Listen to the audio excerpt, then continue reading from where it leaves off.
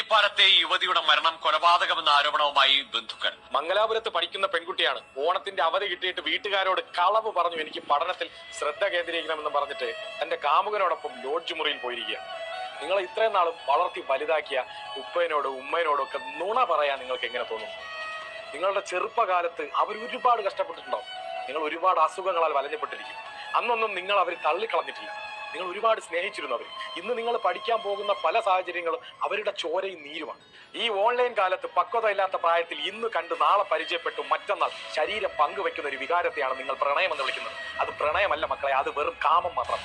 ഒരു ഗ്യാരണ്ടിയും ഇല്ലാത്ത, ഒരു വിശ്വാസവും ഇല്ലാത്ത ഒരു വ്യക്തിയുടെ കൂടെ പ്രണയം എന്ന വികാരത്തിന്റെ പുറകിൽ നിങ്ങൾ തുലച്ചു തീർത്തത് നിങ്ങളുടെ ജീവിതമാണ്. നിങ്ങൾക്ക് ഗ്യാരണ്ടിയും നിങ്ങൾക്ക് വിശ്വാസവും ജീവിതത്തിന്റെ അവസാനം വരെ നിങ്ങളുടെ കൂടെ ഉണ്ടാകുമെന്ന് വിശ്വസിക്കേണ്ട നിങ്ങളുടെ മാതാപിതാക്കളോട് നിങ്ങൾ നുണ പറഞ്ഞു പോയിരിക്കുക. ദയവ് ചെയ്തത് കാണുന്ന മക്കളുണ്ടെങ്കിൽ നിങ്ങളുടെ മാതാപിതാക്കൾ കഴിഞ്ഞിട്ട് തന്നെ ഈ ലോകത്ത് വേറെ ഏത് ബന്ധവും നിങ്ങൾക്ക് ഉണ്ടാകാൻ പാടുള്ളൂ. ഇല്ലെങ്കിൽ ഇതുപോലുള്ള പല ചതിക്കുഴികളിലും നിങ്ങൾ ചെന്ന് വിടാൻ സാധ്യതയുണ്ട്.